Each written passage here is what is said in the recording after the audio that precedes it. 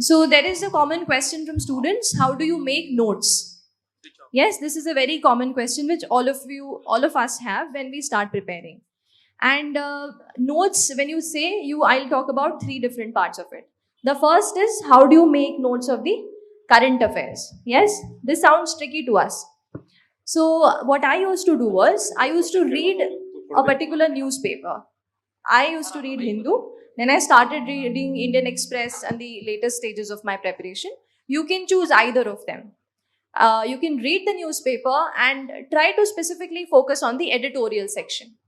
And for that, I used to make my own notes. So when I say own notes, what I mean is, I used to note down some important statements, some good facts, some statistics, some quotation, or some international report which is quoted there. When you do that for an editorial, what happens is, you are creating your own data bank. You are creating your own line of thought in that particular topic.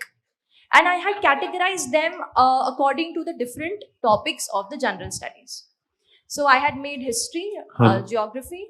Generally, in current affairs, you'll not have much of history, geography. You'll more have polity, economy, Indian society.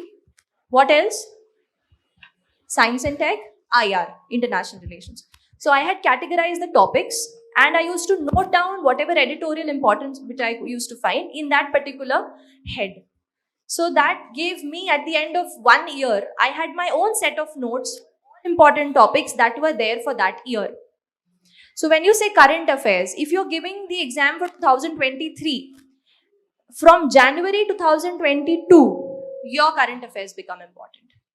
You get that? From Jan 22 for the next year, exam of 2023. That much is sufficient, because more or less the themes will remain same.